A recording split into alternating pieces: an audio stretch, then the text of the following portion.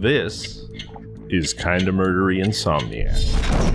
Stories to stay awake by.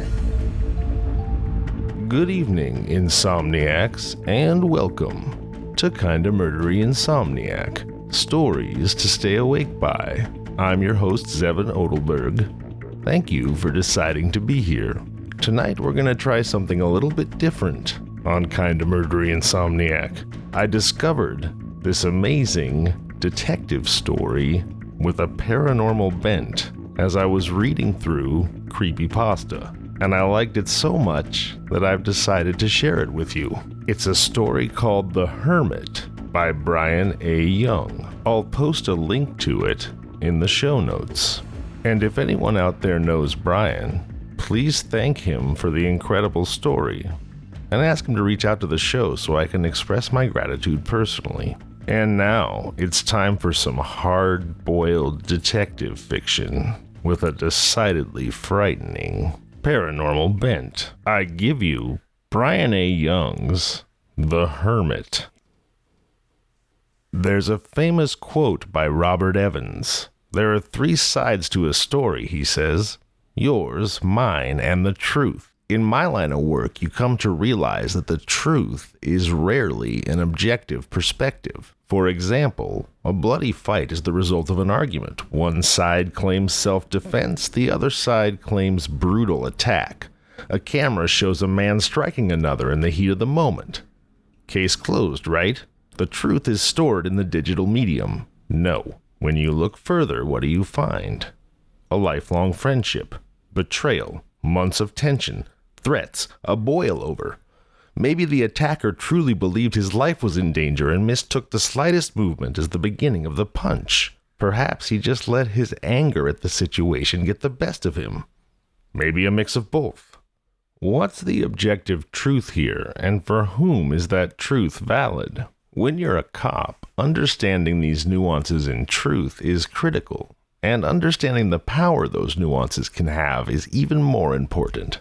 Not only when we have to discern whether or not someone's recollection of events is accurate, but when we lie to achieve a specific response. It's all something you become very familiar with, for me and my investigations in particular.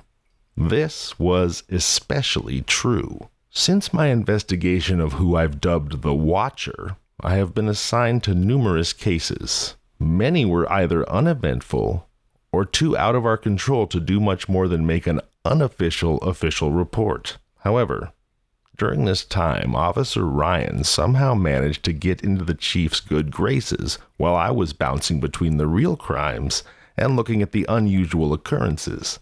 He, in turn, earned the opportunity to tag along on some of my investigations. In one instance, we even took a trip to what is easily the creepiest amusement park I've ever visited. I believe the name of it was Cheesy's World. Honestly, we could only spend about 10 minutes there before mutually deciding to nope out and tell the chief that everything was on the up and up. I'm not sure if Cheesy's is even still around, but either way, I'm not really the guy to tell the story of the place. The point being, Officer Ryan and I had spent what was becoming a considerable amount of time together, and admittedly, the guy was starting to grow on me. Because of that relationship, I asked for him personally on my next case. A local hospital had called about a man trespassing in the mental health ward. Supposedly, someone had been spotted inside the ward multiple times. One account from a patient even suggested that the man had been, quote, sitting on the ceiling. At first, these accounts weren't taken too seriously, but when one of the security guards spotted a naked man scale a wall and climb into a small vent in the ceiling, we got called. Typically, patrol officers respond to these types of calls. However, when information on the stranger accounts of the man made its way up the chain of command, I was called in. From an inhumanely loud scream to seemingly materializing into locked rooms, my interest was immediately piqued along with my disgust. When Officer Ryan and I pulled up to the hospital, things were already in motion. Explanations for why we needed to evacuate the floor and bring in multiple officers were already given, and on our arrival we were escorted down a set of hallways that led into the mental health ward. The The security guard escorting us referred to it as the, quote, old hospital. Apparently, it used to be the primary set of buildings. As the hospital decided to modernize and expand, they built a new set of buildings on top of the old. This was good for the hospital in general, but it left the older portion noticeably neglected. The first signs of this were apparent in the rickety elevator we took down to the mental health facility's main lobby. Admittedly, it was a little uncomfortable going down an elevator that likely hadn't been serviced in who knows how long. The creaks and moans of the rusty lift only added to my growing paranoia. Officer Ryan made small talk with the guard as we descended. The guard mentioned how the hospital was storing an overflow of oxygen tank cylinders in the old hospital's storage room. He usually made rounds to make sure that the tanks weren't compromised. During one of his rounds, he claimed to have seen who he referred to as the Hermit eating a dead mouse. The story made my stomach churn a bit, but listening to the guard take comfort in Officer Ryan took my mind off the stress for a moment. I always thought it was fascinating how that guy seemed to be beloved by everyone. But when the doors opened back up to reveal a lobby that looked as though it hadn't been changed since the 60s, my stress levels spiked way back up. Waiting patiently was Detective Evelyn Joss. Behind her were the two officers that I usually saw accompanying the chief. Detective Joss's light brown hair was tied up into a bun. Her navy blue attire and dark makeup contrasted with her fair skin and the soft freckles across her nose. And of course, she was scowling. "Took you long enough to get here, Smith," she said with a very detectable level of frustration. "We've already cleared the floor because of the dangerous individual. I'm hoping that you won't make me do the rest of your job and actually assist in catching him." "We can't all be track stars, Detective Joss," I joked. "Plus, we seem to have made it before the heat death of the universe, so by my account, we still have plenty of time to figure this out." "You're welcome." She rolled her eyes and turned her attention toward Officer Ryan. "Hey, Barry. How are you? Did you manage to find a new place for you and your wife?" Officer Ryan nodded. "Actually, we did. This new set of houses just finished getting developed about 6 miles north of here. We're thinking about moving in there."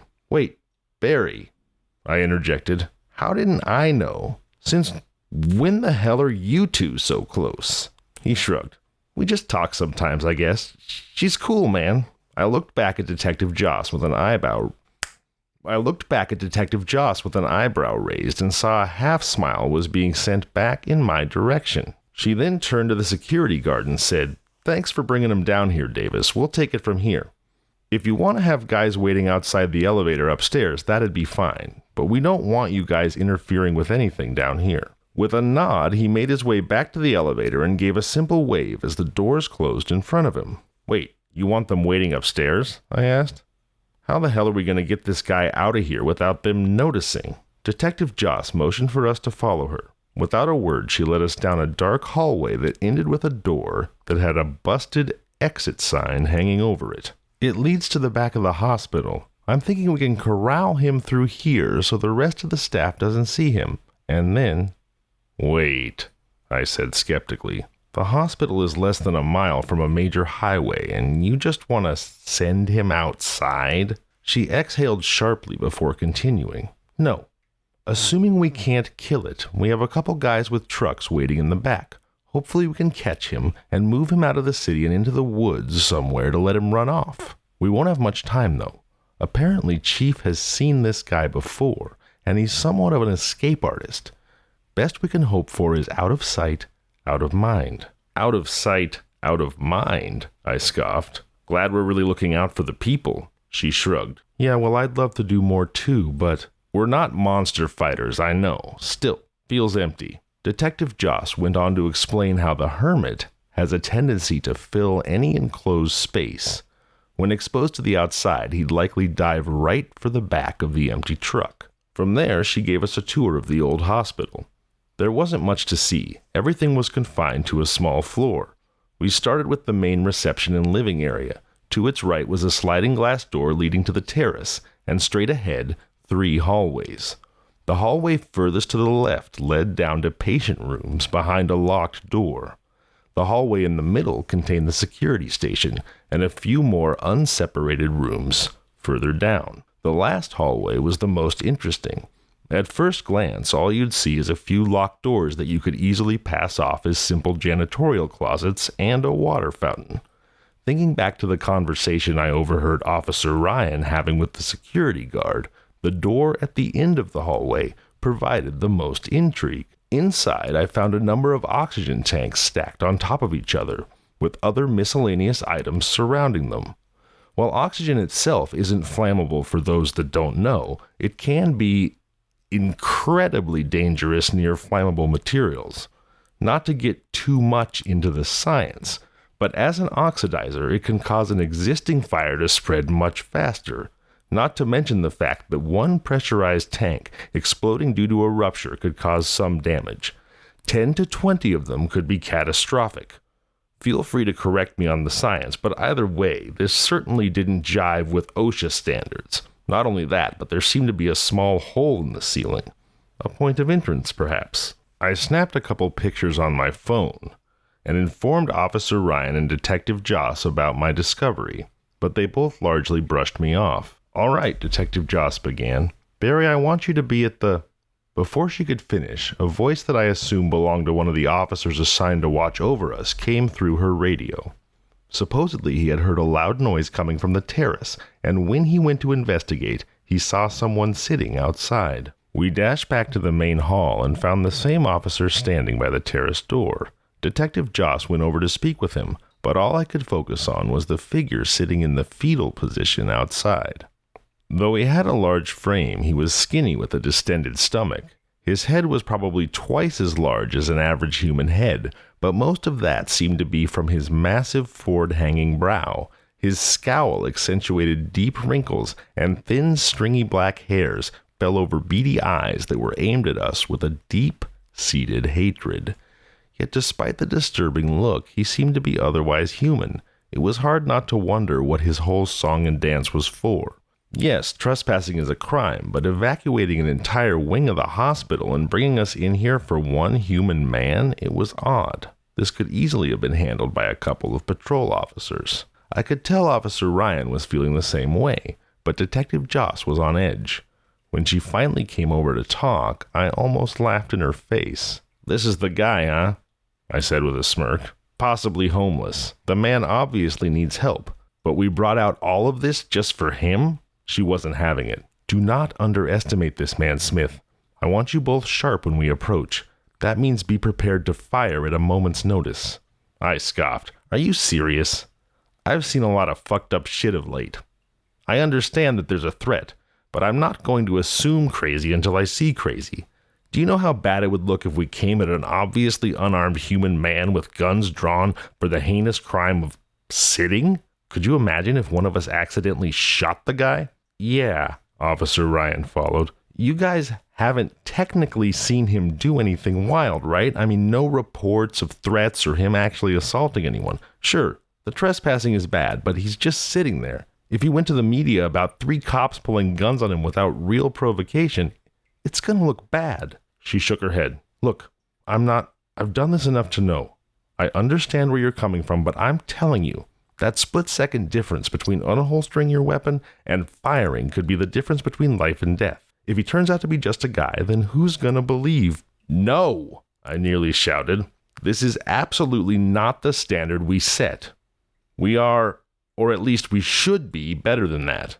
I've heard the stories too, but we can't make assumptions like that until we have the facts." Everyone went silent for a moment. The tension in the air between Detective Joss and me was palpable. In his usual fashion, Officer Ryan attempted to ease the situation. "So, 2 beats 1? My math is usually pretty bad, but I'm pretty sure we win, so, yay? No guns? Fine," Detective Joss said through clenched teeth before calling over the officer she was speaking with earlier. "Murray, take a position where our friend can't see you. If anything happens, then you shoot to fucking kill. We could at least agree on that." I took point on the approach with my hand over my taser. Officer Ryan did the same to my right, while Detective Joss stood to my left with her hand hovering near her gun. When we opened the terrace door, there was a tangible feeling that we weren't wanted. The man didn't move a muscle or say a word, but it was as if his very presence was telling us to leave. Admittedly, I got a little choked up trying to speak with him. Unfortunately, Officer Ryan didn't pick up the hostile atmosphere and made the mistake of being the first to communicate. "Hey, man, we got a call about you being here, and the hospital staff has informed us that they'd like you to leave the premises. If you need us to get you some clothes or take you somewhere, we'd love to help." "No!" The hermit's gravelly voice left us stunned for a moment. The sound seemed to boom, but it appeared as though he was barely putting any force behind the words. I looked over to Detective Joss for a moment and found myself mimicking her, my hand now firmly placed over my gun. I was slowly becoming aware that maybe this guy really wasn't human, and that I had made a grave mistake insisting that we come at him without guns. It took Officer Ryan a moment to regain his composure. He let out a nervous laugh, and tried continuing. Sorry, look, we can't really take no for an answer here. If the hospital staff wants you gone, then you gotta go. We'd really prefer if you just worked with us here to make this easier for—" "No!" His voice boomed again. "This is my fucking home!" Before I could even process what happened, he sprung forward with incredible speed. One moment he was sitting on the ground, the next he was rolling around on the floor with Officer Ryan, beating his face raw. Detective Joss already had her gun out, but I knew she wouldn't get a clear shot without risking shooting Officer Ryan. Instinctively I yelled, "Don't shoot!" while I dived for the hermit, tackling him to the concrete. Not only was the strength immense, it felt like his whole body was covered in some sort of oil that prevented me from getting a good grip. I had done some wrestling in my youth, but I was utterly unprepared for the grappling match that ensued. Eventually he found his way on top, and I could see his massive hands about to swing down when a loud bang rang out, and then another bang, and then another bang. Suddenly I felt a river of pus wash over my face. When the pressure of him sitting on my chest lifted, I hoped to whatever deity may or may not be out there that Detective Joss had killed him. I received no such relief when I heard that same booming voice command that we leave his home immediately. Looking up, I caught him squirming his way into a vent that led back into the building. Though his whereabouts were absolutely a concern, my immediate attention was drawn to my bloodied partner lying just a few feet away. I scrambled to his side, and the damage was apparent. Cuts, bruises, missing teeth, and a severely broken nose. "Damn it!" I shouted. "Evelyn, help me get him to his feet." We managed to get Officer Ryan back inside and hand him off to Officer Murray to be taken upstairs and helped by hospital staff. It burned me up inside that I couldn't go with him. It was my call to go in without guns squarely trained on the hermit. Because of that stupid decision, Officer Ryan could have easily received permanent brain damage and likely would need plastic surgery. We had a job to do, but it was hard not to wallow in my own foolishness. Detective Joss was kind enough to give me some space and allow me to come to her. It took a few minutes to get myself back together. I found her outside, smoking a cigarette. "Since when are you a smoker?" I asked. She flicked the ashes and blew out a bit of smoke. "I'm not, at least not usually, but the more I go on these cases, the more I find myself lighting up one or two to help me think, or just to deal with the. She turned toward me and held the lighter out. "I'm trying to stop, so here, I don't have another one. So as long as you have it, I can't smoke." I accepted the gift and leaned next to her against the wall. "So we're gonna find that thing and fill its body full of lead, right?" She shook her head. "I know you want revenge for what it did to Barry. Trust me. I've been where you're at before. But it's not going to work." "The hell do you mean it won't work? He bled or pussed himself like a stuffed pig when you shot him. Between us two and the officer on standby, we easily have enough ammo to put him down. If not, then we go get bigger guns." "Two of us. Officer Zhang there needs to guard the elevator. Besides, I think the shot of the moment made you miss something, Smith. I had to be within, 20 feet of him? I shot the bastard 3 times with my service pistol. 3 close shots." "I was there, and after the pus stopped leaking, no wound." The information froze me. I don't understand. He was obviously hurt. How could there be no wound?" She shrugged. "You ever hear of self-healing fabrics? You can puncture them. but they can fix the hole right after. The bullets definitely went in, but you couldn't tell that by looking at him. If you stand right up after 3 hollow point bullets to the head, how much damage do you really think they could have done? I think the most going in guns blazing would do is annoy him. We need a legitimate solution." That was tough to hear. I wanted revenge for my friend, and I was finally sure that we had a way to kill a horror just this one time. It took me a moment, but I knew I had to resolve myself toward a different method. "Okay, so what do we do then?" "Original plan," she said, placing a hand on my shoulder. "I wanted Barry to operate the security station, but with him gone, I'll have to do it.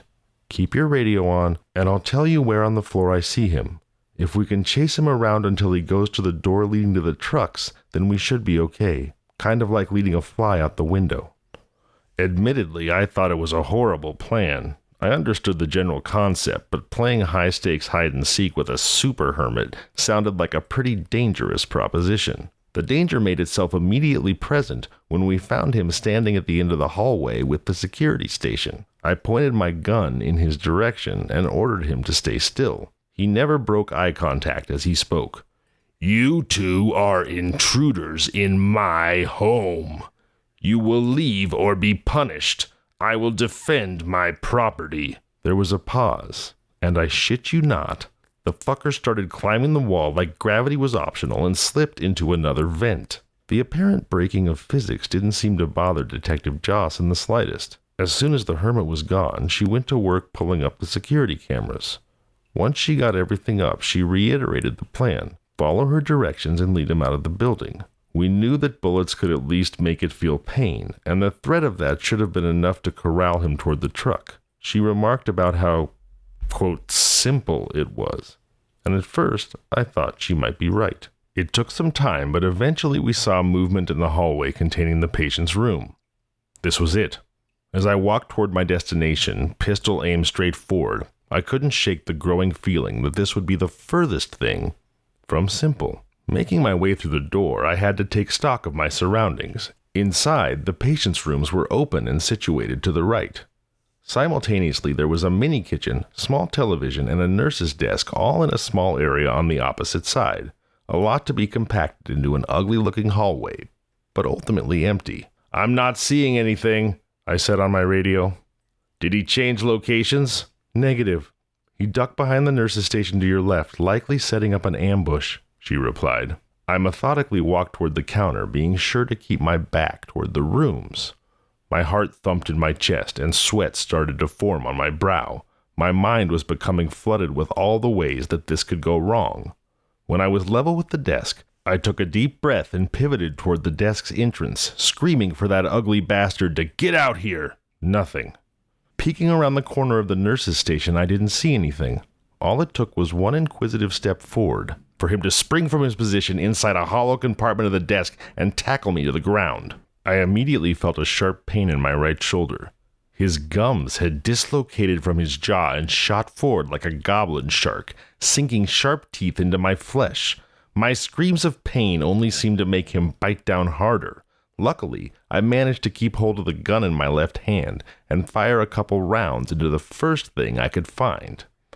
The pressure on my shoulder lifted, and he reared back in pain, grabbing at his gut. I sprang up and used my good shoulder to ram him into an empty room and shut the door behind him. Luckily for me, one of the few things they've upgraded in the old hospital was the doors. They appeared to be badge-locked, meaning unless a staff member came to let him out, he wouldn't be going anywhere. I was hopeful that that'd give me some time to develop a new strategy, but his constant banging on the door made it hard to think. "Keep smashing away," I yelled. "You're not getting out of there unless I want you to." Right on cue, he went silent. He inspected me for a moment and then pressed his face up to the small window on the door to speak. "And the only reason you'd want me out is so that you can try and scare me out of my home, right?" What? "Your plan, stupid man," he stated matter-of-factly. "You think that you can make me abandon my home. You will run out of bullets. It will hurt me, yes, but if I stand my ground just long enough, you and your friends won't be able to hurt me. I know I can take the pain, but can you survive having your jaw ripped off?" He paused to spit a yellow fluid at the glass. "I'm going to hunt you down first." His threat made me take a step back. He fucking knew. This whole time we would have chased him down until the point of exhaustion, and then he would have struck. Detective Joss's voice came through the radio. "Smith, I see you have him contained there. Listen, you need to..." "He knows." "What?" "He knows the plan. We need to try something else. I've got him locked up here, but I..." "Smith, look down and get the hell out of there." Confused, I did as I was told, and saw 2 thin fingers beginning to slide out from under the door. Soon after, his hand followed. I didn't have much time to think. I sprinted towards the exit and shut the door behind me. Glancing back through the window of the door, I could see his arm had already made it through. 3 options. The exit? No, he simply wouldn't follow me outside. I could run toward Detective Joss. We could at least hurt him together, but if this guy was basically a living bullet sponge, then we'd both eventually be defenseless, which left one real option. The beginnings of a plan I didn't entirely trust started to form in my head. Another quick glance back showed I was almost out of time. He was pulling his legs out from under the door, and I knew he'd be gunning right for me. I got on the radio. "Detective Joss, he's coming toward your location. He wants revenge for that gunshot earlier. Take position outside the truck." She replied with a simple, "Copy," just in the nick of time. The man was free and barreling toward the door. I sprinted toward the open storage closet. 3 of my steps must have been equal to 1 of his because I could hear him closing the distance with lightning speed.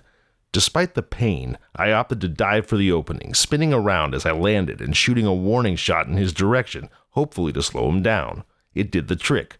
The bullet missed, but I knew he didn't want to take unnecessary damage. He ducked behind a water fountain, leaving me enough time to get to my feet, pull out one of the lighters Detective Joss had given me, and point my gun to one of the oxygen tanks. "Hey, you bastard, get out here!" He raised up slowly and walked toward me. He was ruby red, and I could tell from the look on his face that he was absolutely livid. "You stupid man, you've put yourself in a corner. I'm not afraid of a little fire." I spat on the ground. "I don't give a damn about a little fire. A lot of flammable shit in here, though, don't you think? What do you think happens if I start shooting oxygen tanks while I have this flame lit?" Admittedly, I wasn't even sure if the science was correct, but my bluff seemed to make him pause. "What do you plan to do?" he said cautiously. "You're obviously an intelligent guy, more intelligent than a lot of things I've dealt with, so let me put this in terms you'll understand. Oxygen tank plus bullet plus fire equals boom. And when boom happens in an old space with flammable stuff, well, I don't know if you'd survive a fiery explosion, but it doesn't matter because your precious home won't." "No!" he shouted, throwing his hand forward. "You'll die too. You wouldn't do this. Not to my home." He was partially correct. I wouldn't risk hurting the people in the hospital if this crazy plan would have even worked. But that didn't matter so long as he believed I would. I don't give a damn about your home. Either you kill me or the explosion does. Honestly, I think I'd prefer this death over whatever the hell you'd do. Plus, it'd be way more satisfying just to know you don't get shit after this. I squeezed my finger on the trigger just a bit. "You take another step closer and I swear to the universe..." "Stop!" he screamed. "Don't destroy my home! What do you want?" Look, I'm a fair guy. There are some new empty houses 6 miles north of here. I'm not sure how you'd plan to get there, but they're empty, so let's make a deal. You can't have this home, but maybe you find yourself one over there. You do that, and we'll leave you to your own devices. He contemplated my offer. "I go there and you stay away from my new home?" I nodded in response. Seconds passed in silence. The sense that I would have to readjust from my bluff seemed to become more real every moment, but eventually, after what felt like minutes of tension, the hermit took off in the other direction without a word. I took the most enormous sigh of relief I'd had in my life and flopped onto the ground, grabbing at my shoulder. The pain seemed to be coming more intensely now. Detective Joss's voice came through the radio. "Smith, we saw him come outside, but the little shit went down a storm drain on the sidewalk." Eventually, I had to fill Detective Joss and the chief in on our conversation. She was displeased that I essentially just shifted the problem somewhere else, and absolutely livid that I changed the plan without telling her, but ultimately, she was proud of me. The chief was more outwardly appreciative of my quick thinking. This way, we knew exactly where he'd be, and we could prepare for his presence. And dealing with him in an empty house seemed to be far more ideal than dealing with him in a full hospital. Despite all I had been through, and the loose ends to still tie up, there was still one thing at the forefront of my mind. By the time I finished everything with the chief and the hospital staff, Officer Ryan already had a room, but I wasn't allowed to see him, at least not officially. I snuck past most of the staff to get to Officer Ryan's room.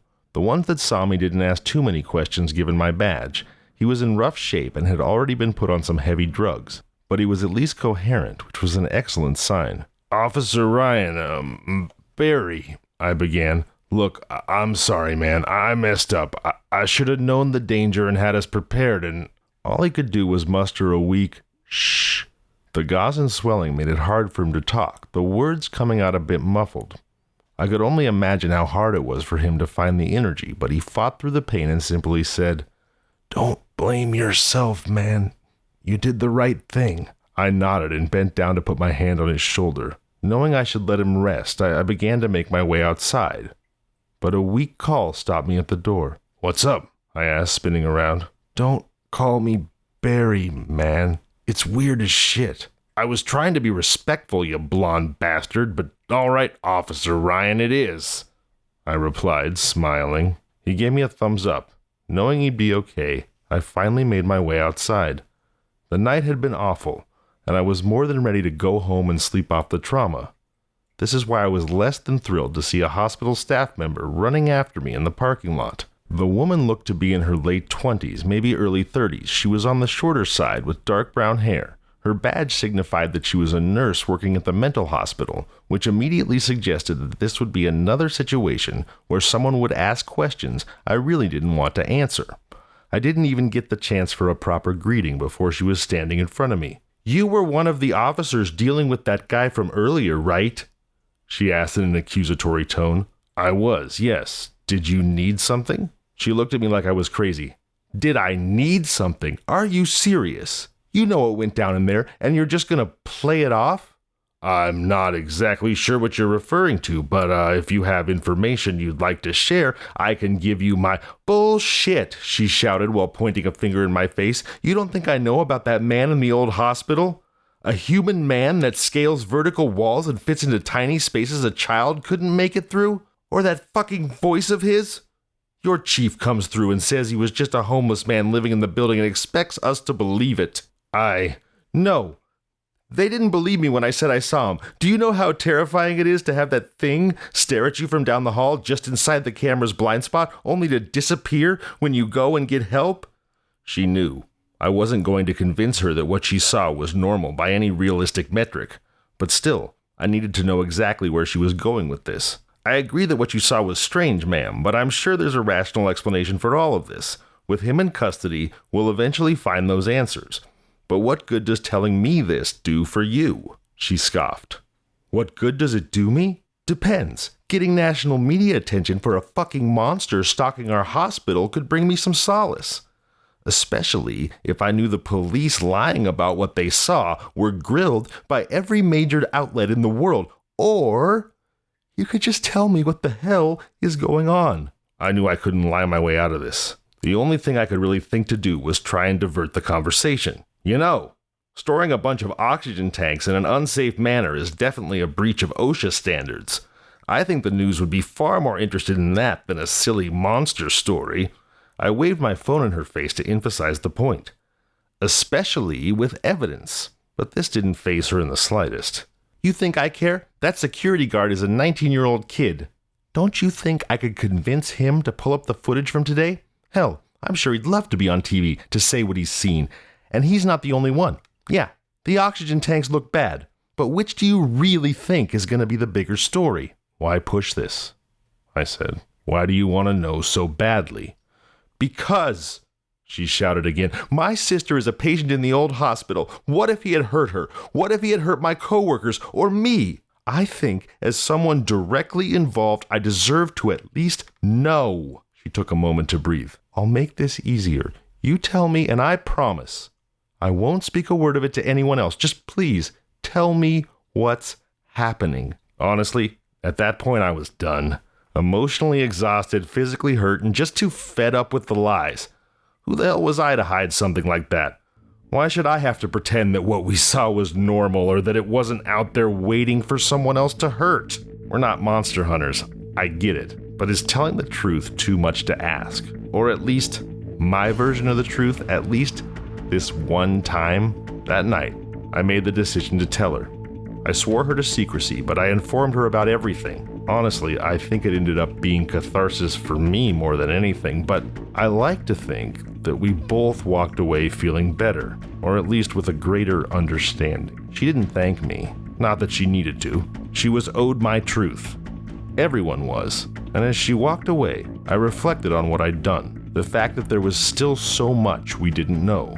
More monsters, more secrets, more things hidden just outside of where we can see. I can only hope that she used that knowledge to protect herself. This has been The Hermit, a creepypasta by Brian A. Young, read by Insomniac Centurion Zevin Odelberg. And you are listening to Kinda Murdery Insomniac, stories to stay awake by.